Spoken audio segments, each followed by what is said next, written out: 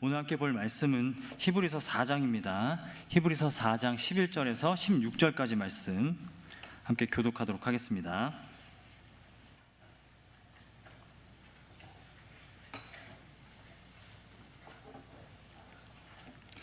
히브리서 4장 11절에서 16절까지 말씀을 함께 교독하도록 하겠습니다.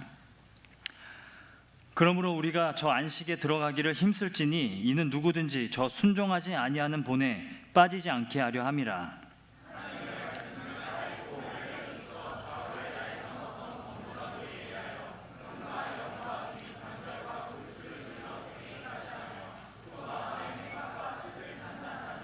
지은 것이 하나도 그 앞에 나타나지 않음이 없고 우리의 결산을 받으실 이에 눈앞에 만물이 벌거벗은 것 같이 드러나느니라.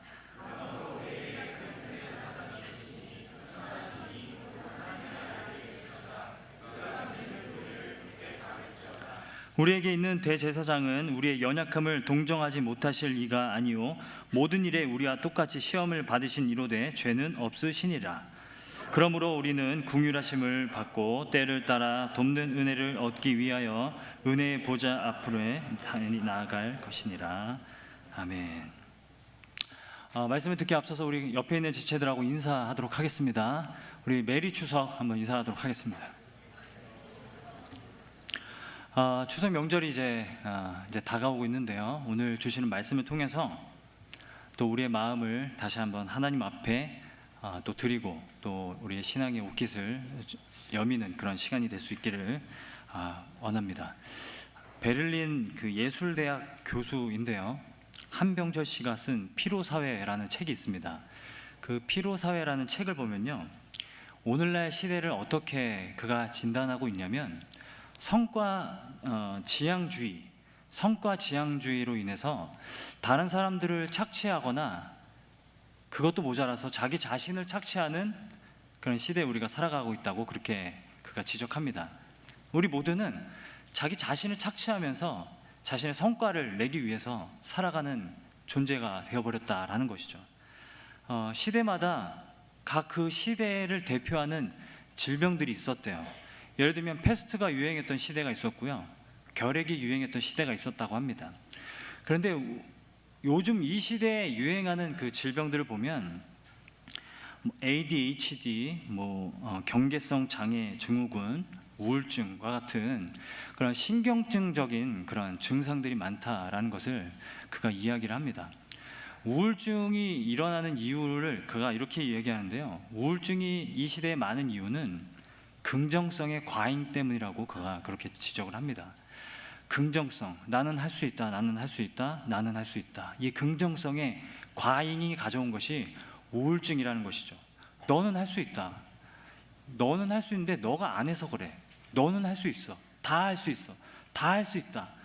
이런 긍정성의 이런 권면이나 권유들이 우리를 지치게 하는데, 우리는 계속 그 긍정성 안에서 계속 에너지를 내보려고 하지만 아무리 에너지를 내려고 해도 에너지가 더 이상 나오지 않는 그 상태가 되면 우울증이 찾아온다라고 이야기하는 것이죠. 여러분, 그런 얘기도 우리가 들으면서 자라오지 않았습니까? 너는 할 수 있다. 이순신 장군을 봐라. 그가 가난했지만 장군까지 되지 않았냐. 헬렌 켈러를 봐라. 앞을 보지 못하지만 박사학위를 받았다. 너는 뭐냐? 이런 얘기를 들으면서 우리가 이순신 장군이 못 되고 헬렌 켈러처럼 박사학위를 받지 못하면 다 실패자인 것처럼 그런 긍정성의 말들을 우리가 들으면서 살아왔다라는 거죠. 다른 남편들은 퇴근을 12시에도 화장실 청소에 물때 제거까지 다 한다. 이런 얘기들 때문에, 그런 긍정성의 과잉 때문에 피로사회를 살아가고 있다라는 것입니다. 이 시대는요, 좀처럼 멈추지도 못하고요, 머무르지도 못합니다. 그리고 돌아보지도 못하고요, 정말 쉬지 못하는 시대를 우리가 살아가고 있다고 합니다. 여러분, 일주일이나 되는 그 연휴가 이렇게 시작이 됐어요. 물론 쉬지 못하는 분도 있겠지만 대부분은 다 쉽니다. 여러분, 이 연휴 때 뭐 하시겠습니까? 뭘 하면 여러분이 정말 후회 없이 쉴 수 있겠습니까? 우리가 아무리 생각해봐도 우리는 쉬는 것에 익숙하지 못합니다. 어떻게 쉬어야 되는지, 뭘 어떻게 쉬어서 우리가 정말 후회 없이 쉴 수 있는지를 잘 알지 못한다라는 거죠. 우리가 살고 있는 이런 피로 사회 속에서 오늘 우리들에게 주시는 말씀이 너무 반시대적이라는 생각을 하게 된다는 겁니다. 너무 저항적이라는 생각을 갖게 된다는 거죠. 여러분, 히브리서 3장하고 4장은요 안식에 대한 주제를 다룹니다. 안식하라. 11절 말씀 우리가 읽었는데요, 11절 말씀을 한 번 더 우리 같이 한 목소리로 읽어보도록 하겠습니다. 시작. 그러므로 우리가 저 안식에 들어가기를 힘쓸지니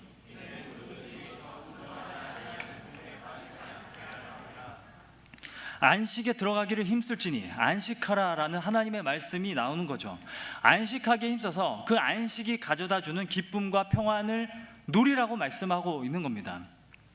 그런데 쉬지도 못하고 멈추지도 못하고 머무르지도 못하고 돌아보지도 못하는 이런 피로 사회 속에서 안식하라는 말씀은 굉장히 반시대적인 말씀이고, 그리고 저항적인 말씀이고, 굉장히 거친 말씀이겠다 싶은 거죠.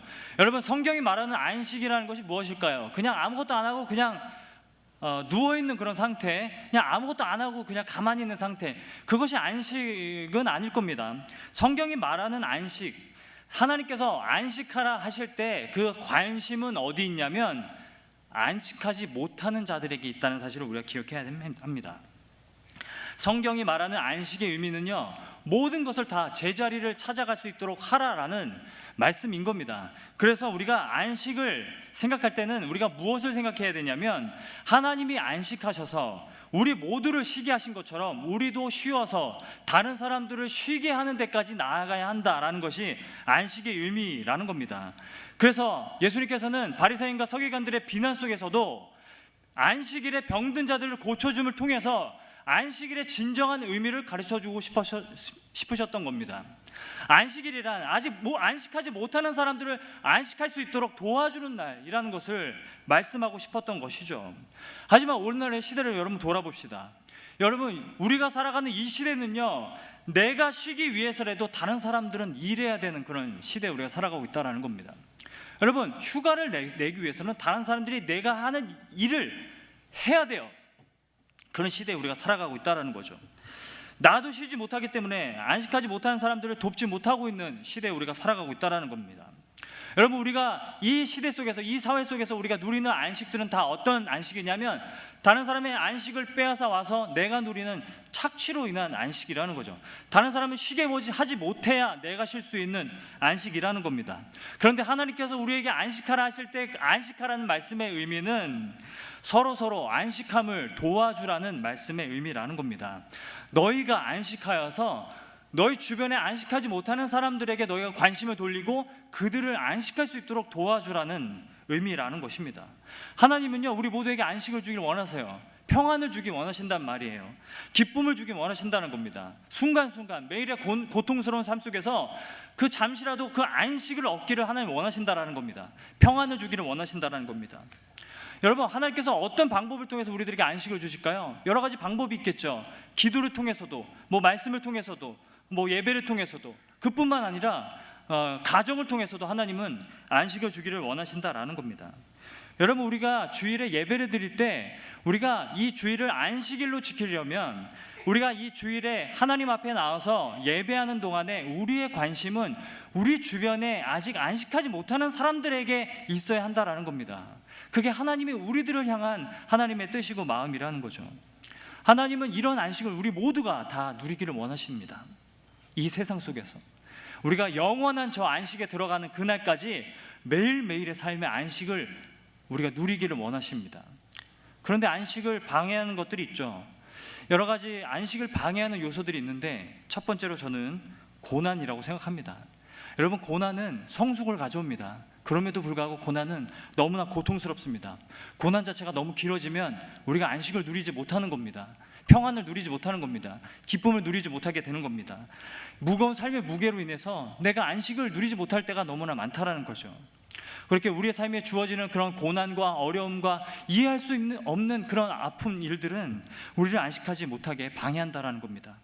두 번째로 우리의 안식을 방해하는 요소가 있다면, 저는 우리 주변에서 너무나 쉽게 얻을 수 있는 안식 때문이라고 생각을 합니다.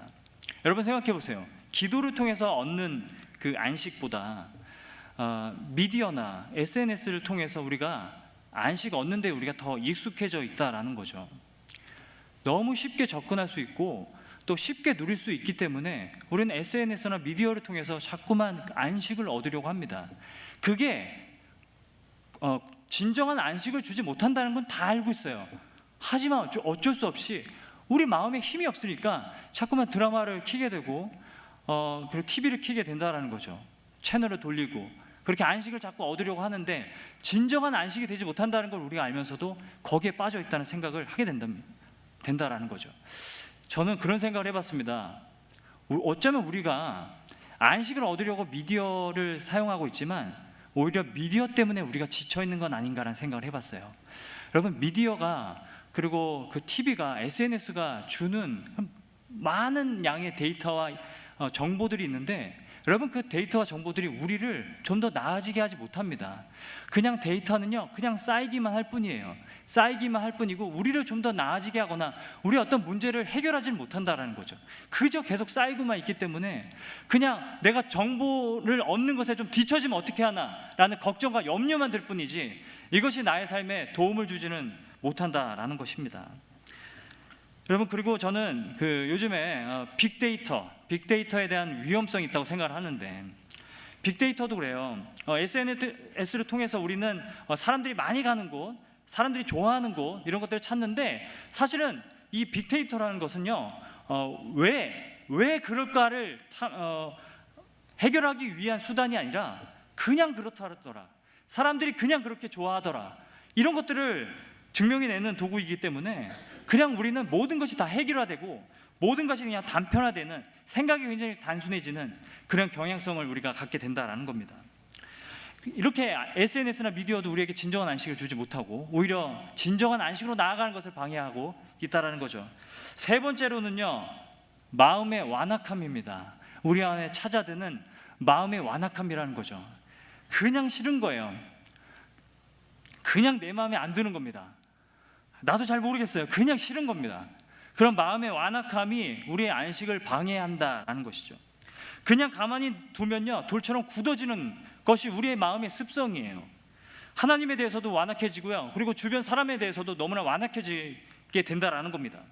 사람들은 여러분 왜 완악해지는 줄 아십니까? 출애굽기를 보면 그 바로 왕이 등장하는데요, 바로 왕이 이스라엘 백성들을 보내주라는 그 모세의 그 말 앞에서 내가 보내주겠다고 얘기했다가 다시 마음이 완악해져서 안 된다 이렇게 얘기하고, 남자들만 가라고 했다가 가까운 데로만 가라고 막 이렇게 말을 바꾸는 그런 이야기들이 있는데, 이 바로의 모습을 보면 그 완악함의 이유가 뭘까를 좀 알 수 있습니다. 우리가 자꾸만 마음이 굳어지고 완악해지는 이유는 뭐냐면요, 이게 내가 스스로 내 인생의 주인이 되려고 하는 그 습성에 의한 겁니다. 내가 내 인생의 주인이 되고 싶은 거예요. 그 마음이 있다 보니까 그냥 못마땅한 겁니다. 내 유익에 미치지 못한다고 생각을 하니까 그냥 싫은 겁니다. 어떤 합리적인 이유가 있어서도 그런 것이 아니고 어떤 충분한 근거가 있어서 그런 것도 아니고 그냥 내 유익을 만족하지 못한다고 생각하니까 그냥 싫은 겁니다. 죄의 본질이 우리 안에 있기 때문에 우리는 너무나 가만히 우리의 마음을 내버려 두면 쉽게 완악해져 버리고 마음이 굳어질 수 있다는 것이죠. 그냥 나에게 유익이 되는 것이 무엇일까, 나를 유쾌하게 해주는 것이 무엇일까에만 관심을 갖는 거지, 그렇지 않는 것에서는 우리가 전혀 무관심하게 태도를 취하게 된다는 겁니다. 저는 연애를 하면서 사람의 마음이 이렇게까지 완악해지는구나라는 것을 경험을 했습니다. 지나면 정말 후회되는 일들이고, 정말 이렇게 자꾸 설교 때 예화로 이렇게 들어야 되나라는 생각이 들 정도로 너무 창피한 일이지만 그냥 여러분 본문을 이해하는 데 도움이 될까 해서 말씀을 드립니다. 제가 정말 후회하는 일이 하나 있는데요, 아내랑 연애할 때였어요. 연애할 때인데 바나나를 여러분 까서 먹잖아요. 바나나를 까서 먹을 때 여러분 이렇게 줄기 끝부분 그쪽을 까서 드십니까? 아니면 그냥 줄기가 안 달려있는 그 끝을 까서 여러분 드십니까? 저는 그 줄기가 없는 그 끝을 이렇게 까서 이렇게 먹어야 된다고 생각을 했어요. 그렇게 생각을 하고 살아왔습니다. 왠지 모든 바나나에 대한 그 만화에서 나오는 바나나나 아무튼 뭐 광고에서 나오는 바나나, 모든 바나나들은 까져 있는 모습은 다 그 끝에서부터 이렇게 까져 있는 모습이라고 생각을 했어요. 근데 아내가 아니라는 거예요. 아내가 아니라는 겁니다. 죽어도 아니래요. 자기는 그런 걸 한 번도 본 적이 없다는 거예요. 어떻게? 아니 난 봤다고 하는데 막 아니래요. 막 내가 틀렸대요. 막 들면서 막 그거 가지고 막 싸웠던 적이 있어요. 그래가지고 그거까지 싸워가지고 한 3일 정도를 말을 안 했던 적이 있습니다. 서로가 서로에게 어쩜 저렇게 완악해질 수 있을까? 어쩜 저렇게 마음이 완악해질 수 있을까? 그래서 제가 이틀째 되는 날 네이버에서 이렇게 검색을 해봤어요. 바나나. 그래서 이미지를 딱 눌러봤는데 충격적인 사실을 알게 됐습니다. 둘 다 있습니다. 끝에서부터 깐 바나나도 있고요, 줄기에서부터 깐 바나나도 있는 거예요. 그래서 이게 뭔가. 그래서 그걸 이제 아내한테 보여주면서 우리가 이렇게 완악해졌었다. 그래서 내가 미안하다 했는데 이미 늦었던 그런 경험이 있습니다. 아무튼 제가 이 얘기를 왜 이렇게 자세하게 했는지 잘 모를 정도인데, 아무튼 그 정도로 제 마음이 완악해졌었다는 거고, 지금도 수없이 완악해질 때가 있다는 겁니다. 정말 저도 모르겠어요. 왜 그런지 모르겠어요. 그런데 계속 마음이 완악해질 때가 있다는 거죠. 그냥 싫어요. 그냥 싫고 듣기도 싫어요. 그냥 뭔가 설득당할 것 같아서 듣기가 싫어요. 그런 마음의 상태가 있을 때가 있다는 겁니다. 여러분 다 경험하셨으라고 생각을 해요. 막 정말 뭐 저런 사람이 다 있어 이런 표정으로 찾아보시지만 다 경험해봤으리라고 생각을 합니다. 그런데 이렇게 완악함을 우리 안에 마음이 갖게 되면, 마음이 굳어지면요, 아무 소리도 안 들립니다. 이런 상태가 되면요, 방법이 없어요. 여러분 생각해 보세요. 하나님을 향해서 여러분의 마음이 완악해졌다고 생각을 해보세요. 여러분 그걸 어떻게 해결할 수 있습니까? 기도를 통해서요? 아니에요. 기도가 안 되는데 뭘 기도를 통해서 해결을 해요? 방법이 없는 것 같아요. 그래서 정말 이렇게 막 돌처럼 굳어져 있을 때는 막 기도도 하기 싫고 다 하기 싫고, 말씀을 들어도 막 그냥 듣기가 싫고, 막 예배 막 설교 시간 막 길어지면 너무 싫고, 그랬던 경험이 있습니다. 그런데 그럴 때는 어떤 생각까지 하게 되냐면, 그냥 차라리 몸이 확 아팠으면 좋겠다, 몸이 확 아프거나 좀 큰 일이 좀 생겼으면 좋겠다라는 생각을 잠시나마 할 때가 있어요. 그런데 그것도 이제 본심은 아니죠. 진짜 그렇게 하나님이 확 치시면 어떻게 하나라는 생각이 들어서 그것도 본심은 아닌 겁니다. 또 하나의 방법이 있습니다. 나를 잘 혼내줄 수 있는 사람에게 가는 겁니다. 그런데 그것도 문제가 있어요. 뭔가 내성이 생겨요. 욕을 먹어도 이제는 웬만큼 욕을 해서는 안 먹히는 겁니다. 그렇게 내성이 생기는 거예요. 우리는 그런 완악함을 가지고 있어요. 완악함을 어떻게 해결해야 될 것인가? 특히 하나님에 대한 완악함을 어떻게 해결해야 될 것인가? 우리 안에 완악함이 찾아왔을 때 그때는 어떻게 해야 되는가? 정말 굳어져 있을 때는 어떻게 해결해야 되는가? 정말 어떻게 해결할 수 있는 건가? 이 답답한 마음을 어떻게 해결할 수 있는 것인가? 오늘 우리가 읽은 히브리서는 이 문제에 대한 답을 내리고 있습니다. 하나님의 말씀이 완악함을 이긴다는 것입니다. 여러분 12절하고 13절을 우리 한 목소리로 한번 읽어보도록 하겠습니다. 시작. 하나님의 말씀은 살아있고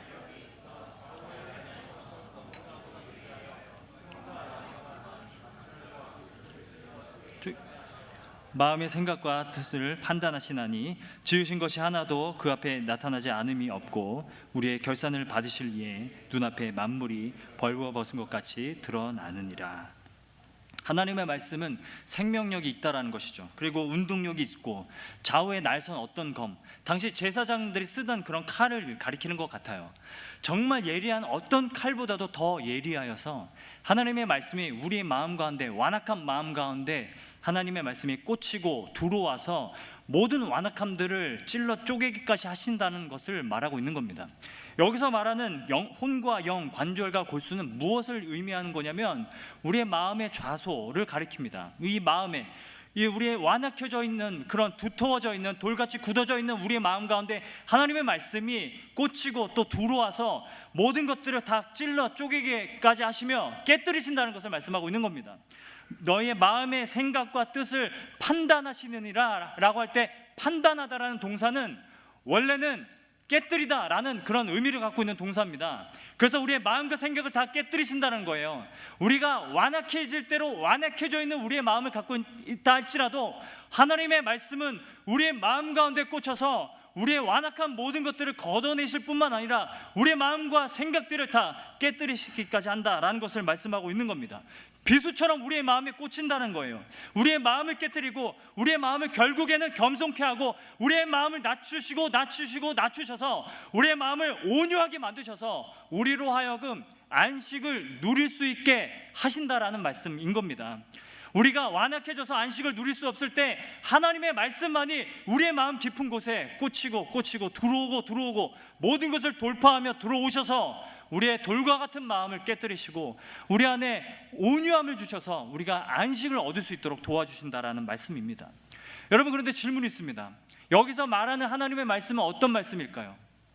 여기서 하나님의 말씀은 살아있고 능력 있다라는, 활력 있다라는 그 말씀에서 하나님의 말씀은 어떤 말씀을 가리키고 있는 걸까요?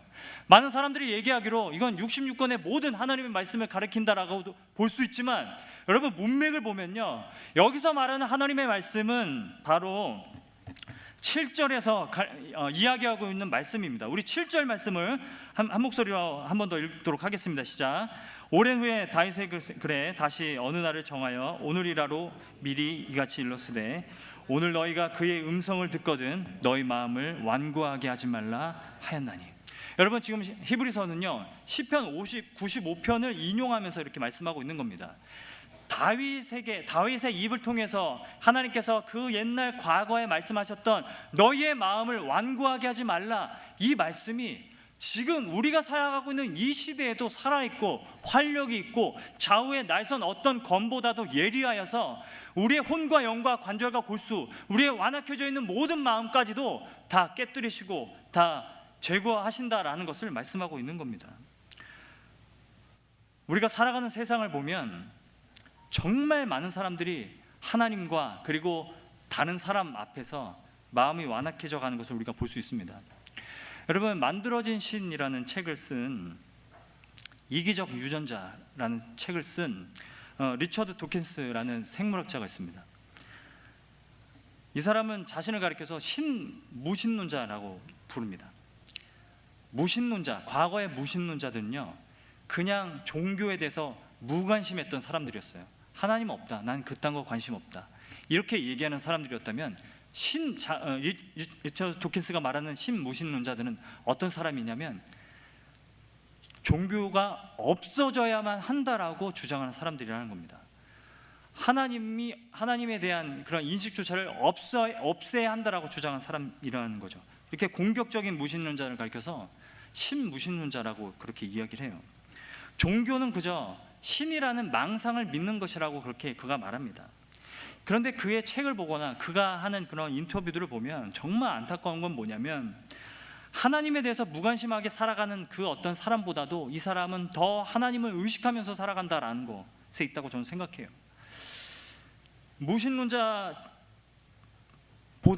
더 끔찍하게도 하나님을 미워하고 끔찍하게도 미워하는 그런 감정을 갖고 있다는 것에 저는 안타까움을 느낀다라는 겁니다. 리처드 도킨스에게 한 기자가 그렇게 물었어요. 하나님에 대해서 어떻게 생각하는가? 하나님은 어떤 분이신가? 도킨스가 이야기하기로 성경에 나오는 신은 질투심이 많고 또 그것을 자랑하고 복수심이 넘치고 피에 굶주린 인종 박해자이고 여성과 동성애자를 혐오하는 자이고 아이들을 죽이고 대량 학살하는 자이고 자식을 죽이는 역병 같은 과대 망상증 환자이고 변태 성욕적이며 악의로 남을 괴롭히는 변덕쟁이다, 이렇게 대답했다고 합니다. 도킨스에게 기자가 또 다른 질문했습니다. 그렇다면 인간은 어떤 존재라고 생각하는가? 도킨스가 그렇게 대답했습니다. 인간은 신이 없어도 충분히 선한 존재다, 그렇게 얘기했습니다. 여러분, 그 두 가지 질문에서 여러분은 무엇을 느끼십니까? 하나님에 대해서는 정말 하나님은 악랄한 존재라고 그렇게 인정하지만 자신 안에 있는 그런 악랄함에 대해서는 인정하지 않고 있는 모습이지 않겠습니까? 하나님의 존재를 인정하지 않는 모습으로 보여지기보다는 제가 생각할 때는 하나님을 너무도 못마땅하게 여기고 너무도 미워한다는 생각을 하게 됩니다. 어떻게 이렇게 존재하지 않는다라고 여기는 존재를 이렇게 미워하고 이렇게 싫어할 수 있으며 이렇게 증오할 수 있을까라는 생각을 하게 됩니다. 과연 그가 정말 말하고 싶은 본심이 뭔가라는 것을 계속 생각하게 된다라는 겁니다. 여러분, 저는요 중학교 2학년 때 제 그 친구가 저를 전도했습니다. 교회 안 가겠다는 거를 완악한 저를 막 끌고 교회로 가서 앉혀놓고 계속 졸고 있는데 막 계속 깨우면서 그렇게 몇 주간에 걸쳐서 저를 막 교회로 끌어오고 했던 친구였습니다. 수련회까지 안 간다는 거를 막 끌고 가가지고 다른 데 간다고 막 뻥쳐놓고는 막 수련회 데려가가지고 은혜 받게 해놓고는, 근데 그 친구는 지금 교회를 다니지 않습니다. 하나님을 자기는 믿지 않는다고 그렇게 얘기를 해요. 가끔 저에게 전화를 합니다. 꼭 새벽에 전화를 해가지고는 술 취해가지고는 그렇게 막 얘기를 합니다. 막 질문을 막 쏟아놔요. 꼭 예수를 믿어야 천국에 가는 거냐고. 그러면 이순신 장군은 그럼 지옥에 있겠네? 막 이렇게 얘기하면서, 아프리카의 오지에 있는 아이들은 다 지옥에 가겠네? 막 하나님은 왜, 누구는 사랑하시고 아프리카 오지에 있는 아이들은 왜 사랑하시지 않는 거냐? 막 너는 그런 하나님을 믿는 거냐? 막 그러면서 막 저한테 화풀이를 하는 겁니다. 그래서 너는 도대체 아무튼 제가 그래서 그럴 때마다 그렇게 막 설명을 해요. 너는 예수 믿으면 천국에 간다 그 사실밖에 모르냐? 하나님이 그 복음을 듣지 못한 사람들에게도 공평하게 공의로 심판하신다는 사실을 넌 모르냐? 막 이런 얘기들을 막 해주고 설명을 막 해주려고 하면 듣기 싫다고 그래요. 듣기 싫어, 막 얘기하지 마, 막 이러면서 막 얘기하지 마, 막 듣기 싫어, 듣고 싶지 않아, 막 다 그 소리가 그 소리잖아, 막. 아닌데 막 얘기해도 막 듣기 싫다고 막 그렇게 얘기해요. 왜 이렇게 완악한 건가? 제가 최근에도 그 전화를 받고 새벽에 나와가지고 막 기도하는데 너무 마음이 막 힘든 겁니다. 막 그 친구에게 막 별 얘기를 다 해주고 싶어요. 막 따지고 막 그 친구를 막 공격하고 싶다는 얘기가 아니라, 아니 생각을 해보라고. 아니 왜 관심도 없는 이순신 장군 끌어오고 관심도 없는, 아무런 관심도 없는 아프리카 오지에 있는 아이들 끌어와서 왜 이 애들을 사랑하지 않느냐고 막 그렇게 말할 수 있는 자격이나 있냐고. 너가 그 아이들을 사랑하지 않고 너가 이순신 장군을 사랑하지 않는 거 아니냐고. 지금도 오지로 수많은 선교사들이 들어가고 있고 복음을 들고 그들 아이들을 살리기 위해서 그렇게 수많은 사람들이 목숨을 걸고 들어가는데, 하나님은 오히려 그들을 더 사랑하시는 것이고 너가 오히려 그들을 사랑하지 않는 거 아니냐고 막 이런 얘기를 해주고 싶은데 다 안 들을 것 같아서, 그게 그 소리잖아 막 이렇게 얘기할 것 같아서 제 마음에 낙심될 때가 너무 많아요. 하나님은, 저는 분명히 생각합니다. 이 친구를 하나님은 포기하지 않으셨고 언젠가 돌아오게 하실 거라고 저는 확신해요. 하지만 마음이 낙심될 때가 있어요. 여러분, 제 자신에게도 그렇고 우리 주변의 가족이나 누구에게도 그렇고 너무나 완악한 마음 때문에 우리가 낙심될 때가 있잖아요. 우리가 그때마다 기억해야 될 말씀은 오늘 우리에게 주신 말씀이라는 겁니다. 하나님의 말씀은 살아있고 활력이 있어서 좌우의 날선 어떤 검보다도 예리하여 우리의 영과 혼과 관절과 골수를 찔러 쪼개기까지 하시며 우리의 마음의 생각과 뜻을 판단하시기까지 하신다라는 말씀을 우리가 붙들어야 되는 줄 믿습니다. 여러분, 이 말씀은요, 하나님의 말씀은 살아있고 활력이 있다는 이 말씀을 너무나 많은 사람들이 제멋대로 해석하는 경우가 많았어요. 그냥 이 말씀은 능력이 있다는 말씀이다. 그래서 오늘 우리가 시험을 보러 가는데 이 말씀을 붙들고 기도하면 이 말씀의 능력이 나타나서 시험을 잘 보게 해줄 것이고, 우리가 부자가 되고 싶은데 이 말씀을 붙들고 우리가 기도하면 부자가 되게 하시고, 우리가 너무나 힘들고 너무나 어려운데 이 말씀을 붙들고 기도하면 모든 문제로부터 하나님이 다 해결해 주시고 우리를 부자가 되게 하시며 우리를 높아지게 하시며 우리를 강하게 하시며 우리를 더 온전하게 하신다, 그렇게 우리가 해석하는 사람들이 많다는 거죠. 하지만 이 말씀은 완악해져 있는 사람들, 하나님에게 너무나 원망스럽고 이 고난이 너무나 커서, 나에게 닥쳐있는 어려움이 너무나 커서 하나님에 대해서 낙심하고 원망스러운 그런 사람들 앞에 하시는 말씀이라는 겁니다. 그래도 너는 듣기를 속히하고 말하기를 더디하며 성내기를 더디하라는 야고보서의 말씀처럼 오늘도 이 말씀이 우리들에게 귓가에 들려주고 있다는 사실을 명심하라고 말씀하고 있는 겁니다. 하나님의 말씀이 여전히 살아있습니다. 여러분, 죽어있는 것 같지만, 능력이 없는 것 같지만 여전히 살아있고 활력이 있으며 좌우의 날선 어떤 검보다도 예리하여서 우리의 완악한 마음을 하나님이 걷어내신다라는 것을 우리가 믿어야 된다고 말씀하고 있는 겁니다. 히브리서는요, 매너리즘에 빠져있던 사람들, 다 예전으로 돌아가려고 하는 사람들, 신앙이고 뭐고 다 때려치고 그냥 내 멋대로 살고 싶은 그런 사람들에게 도전하는 말씀이에요. 너희는 기억해야 된다. 하나님의 말씀이 여전히 살아있고 활력이 있다. 좌우의 날선 어떤 검보다도 예리하여서 우리의 완악한 마음을 도려내어서 결국에는 안식을 얻도록 하실 것이다 라는 그 말씀을 우리들에게 주고 있는 것이라는 겁니다. 하나님은요, 이스라엘 백성들의 완악함을 성경 계속해서 지적해 가십니다. 여러분, 우리가 한 구절만 좀 말씀을 찾아봤으면 좋겠는데요, 스가랴서입니다. 스가랴서 7장인데요. 여기가 구약 1318페이지에 있습니다.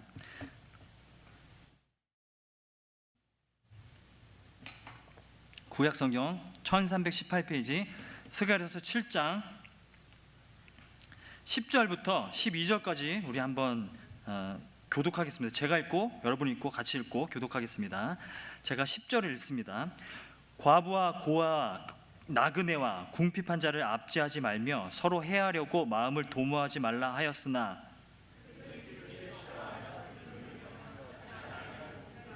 함께 읽겠습니다. 그 마음을 금강석같이 하여 율법과 만군의 여호와가 그의 영으로 옛 선지자들을 통하여 전한 말을 듣지 아니하므로 큰 진노가 만군의 여호와께로부터 나왔도다. 이렇게 말씀하십니다. 금강석처럼 완악한 마음을 이스라엘 백성들이 가지고 있다고 말씀하시는데, 그들은 하나님의 말씀을 듣기도 싫어하고 등을 돌리고 있고 듣지 않으려고 귀를 막고 있다고 그렇게 얘기합니다. 이것이 하나님이 말씀하시는 완악함이라는 거죠. 여러분, 하나님의 말씀하시는 완악함이란 그냥 하나님 나 못 믿겠어요 뭐 이런 걸 얘기하고 있는 것이 아니라, 여전히 하나님을 믿지 못하는 사람들을 가리키는 것이 아니라, 오히려 자신이 안식을 누리려고 다른 사람의 안식을 착취하고 있는 그런 사람들을 가리켜서 얘기하고 있는 거라는 말입니다.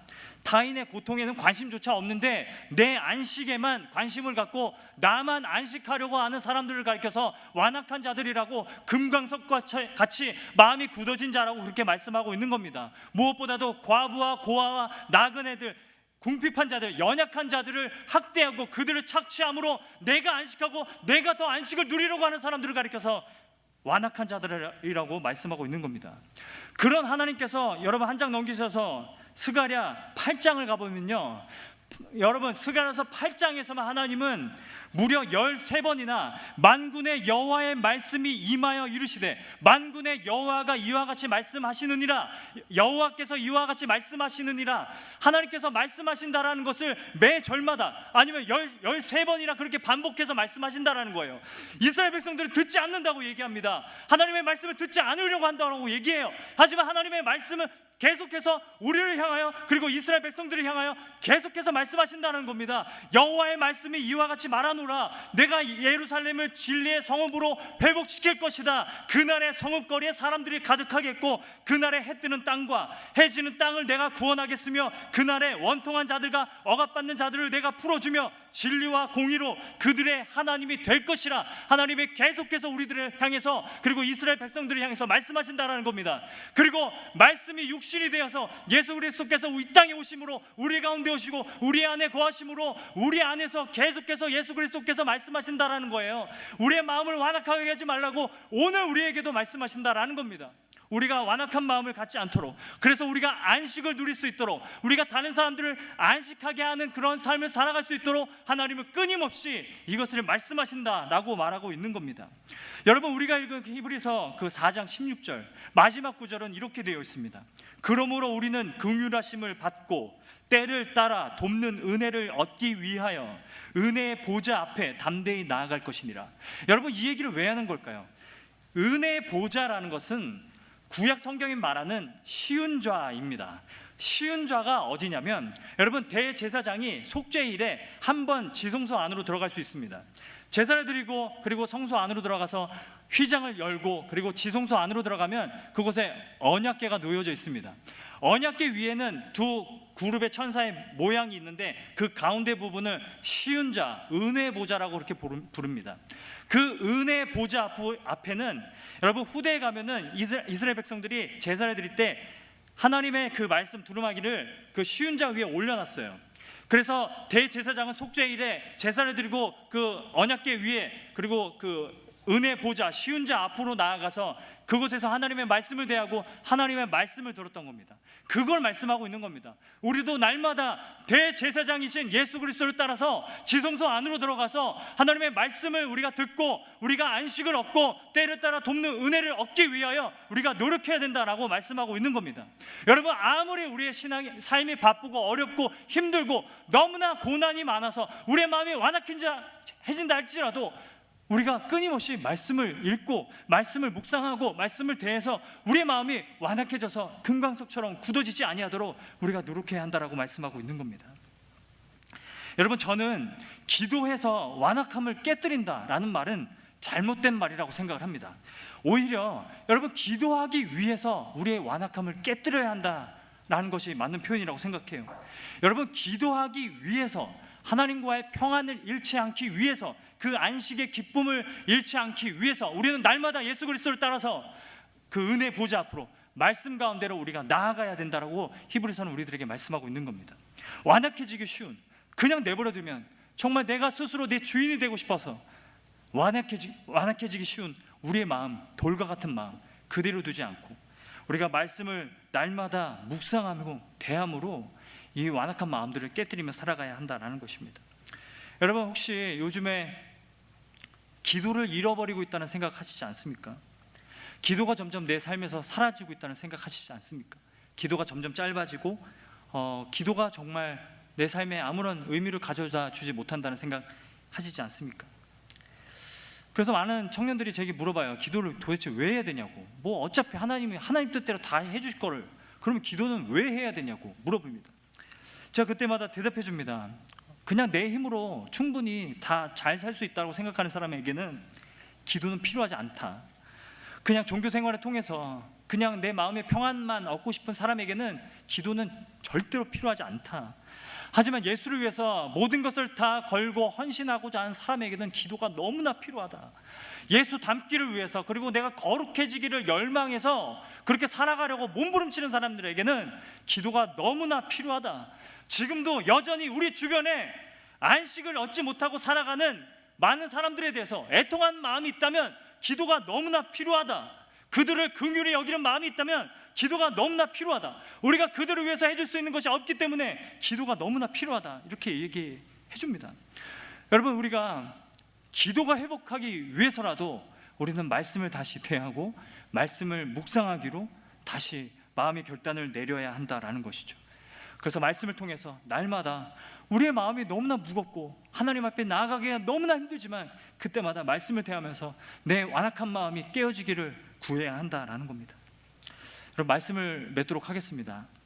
제가 생각할 때 우리에게 있어서 가장 우리가 정말 두려워해야 할 그런 완악함은, 우리가 가장 경계하고 무서워해야 될 완악함은 하나님께서 교회 다니는 사람들만 사랑하신다라는 그 생각을 하는 것이라고 생각합니다. 하나님께서 기독교라는 그 종교를 가지고 있는 사람들만 사랑하신다라는 생각을 하는 것, 그것이 정말 우리가 경계해야 되는 완악함이라고 생각합니다. 하나님께서 우리에게 먼저 복음을 듣고 우리가 먼저 그리스도인 되게 하신 것은 우리를 이슬람 사람들보다 더 사랑해서도 아니고 그냥 믿지 않는 사람보다 더 사랑해서도 아닙니다. 우리에게 복음을 먼저 듣게 하시고 하나님의 사랑을 먼저 알게 하신 이유가 있다면 우리를 통하여 다른 사람에게, 이슬람 사람들에게, 다른 종교를 믿고 있는 사람들에게 하나님이 여전히 이처럼 세상을 사랑하신다라는 것을 말해주라고 우리를 먼저 선택하시고 부르신 것입니다. 우리를 통해서 세상이 얼마나 세상 가운데 하나님께서 이 세상을 얼마나 사랑하시는지를 보여주고 드러내고 나타내라고 우리를 먼저 부르신 것이라는 겁니다. 그런데 우리가 완악해져서 내 유익만 찾고 있다면, 그리스도인으로서의 기득권과 유익만을 찾고 있다면, 내 주변을 돌아보거나 내 주변에 안식하지 못하는 사람들을 바라보고 있지 못하다면, 또 기도를 잃어버리고 살아가고 있다면, 하나님의 사랑을 모르는 사람들에게 어떻게 하면 우리가 예수가 우리를 위해서 사랑하신 것처럼 저들에게 우리가 사랑을 전할 수 있을까를 고민하기보다, 내가 예수 믿고 내가 하나님 믿으니까 나는 저 사람보다 더 뭘 얻을 수 있을까? 나는 저 사람들보다 어떻게 더 성공할 수 있을까? 어떤 유익이 나에게 더 있는 걸까? 이거에만, 내가 누릴 축복에만 관심을 갖고 살아간다면 그거야말로 가장 우리가 두려워하고 경계해야 될 완악함이라고 저는 생각을 합니다. 여러분, 생각해 보십시오. 그거야말로 정말 하나님께서 우리들에게 말씀하시는 완악함이라고 생각하지 않습니까? 그냥 내 유익만 생각하고 내게 돌아올 축복만 생각하고 있다면 그거야말로 진정 하나님 앞에서의 완악함이지 않겠습니까? 그때는 정말로 그런 생각을 가지고 있다면 그때는 정말 하나님의 말씀으로 우리의 마음을 깨뜨려야 할 시간이라고 저는 생각을 합니다. 수많은 깨어진 가정들이 우리 주변에 있습니다. 여러분, 연휴가 길어지면요, 길어질수록 가정폭력 사건이 늘어난다는 그런 통계가 있어요. 작년에는 연휴 기간 동안에, 그 추석 명절 기간 동안에 6천여 건이 넘는 가정폭력 사건이 접수됐다고 합니다. 수많은 가정들이 아직 안식에 들어가지 못하고 있습니다. 저는 아직 저 북한 땅에 있는 지하교회 성도들은 안식에 들어가지 못했다고 생각을 합니다. 그리고 추석 명절에 더욱 안식하지 못하시는 분들은 아무도 찾아오는 사람이 없어서 혼자 쓸쓸하게 그 긴 연휴를 보내셔야 하는 독거 어르신 분들과 노숙하시는 분들이라고 저는 생각을 합니다. 우리는 이런 마음의 완악함을 계속해서 걷어내기 위해서 하나님의 말씀이 날카로운 칼처럼 우리 마음 가운데 들어올 수 있도록 우리의 마음을 순종함으로 돌릴 수 있어야 한다는 것이죠. 우리의 마음이 하나님의 마음을 닮아서 고통 가운데 있는 그 이웃들을 향해서 발걸음을 돌릴 수 있는 그런 추석 명절이 되고 그런 우리의 삶이 될 수 있기를, 그리고 오늘 하루도 우리의 마음을 겸손하게 하여서 아직 안식에 들어가지 못하고 안식을 누리지 못하고 있는 사람들에게 우리의 시선이 돌아가고 우리의 마음이 돌아가고 또 그들을 위해서 함께 울어주며 아파해주며 기도할 수 있는 오늘 안식일로서의 주일 될 수 있기를 간절히 소망합니다.